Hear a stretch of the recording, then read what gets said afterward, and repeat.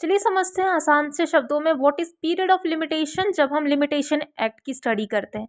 Period of limitation defined at section 2 clause J में, जिसका मतलब होता है वो टाइम पीरियड जो कि शेड्यूल में लिखा हुआ है। For example, specific performance of contract, जब हमको इसके रिगार्डिंग सूट फाइल करना है तो we have to first see the schedule की शेड्यूल में क्या दिया है कि अगर हमको स्पेसिफिक परफॉर्मेंस के रिगार्डिंग सूट फाइल करना है तो वहाँ लिखा है कि 3 इयर्स का टाइम है पीरियड ऑफ लिमिटेशन। तो जो टाइम पीरियड हमको शेड्यूल से मिलता है उसको हम कहते हैं period of limitation. Okay, now the question is what is prescribed period, क्योंकि ये दोनों टर्म हमारे डेफिनेशन में यूज हुए हैं।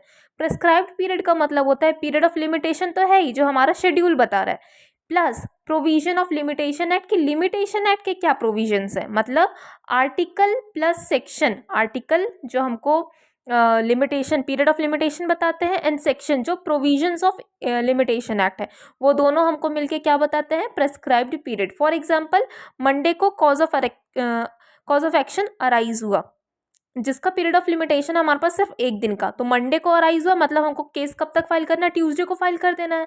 बट सेक्शन 12 क्या कहता है कि नहीं, जिस दिन कॉज ऑफ एक्शन अरोज हो रहा है उस दिन को हम कैंसिल कर देंगे। दैट मीन्स कि हम अब ट्यूसडे को नहीं, हमको टाइम कब तक मिल गया है, वेडनेसडे तक, जब हम इन दोनों को मतलब कि शेड्यूल को और प्रोविजन को दोनों को सम अप कर देंगे तो हमको क्या मिल जाएगा, प्रेस्क्राइब्ड पीरियड। तो नाउ फाइनली हम इस केस में कब फाइल करेंगे सूट, ऑन वेडनेसडे।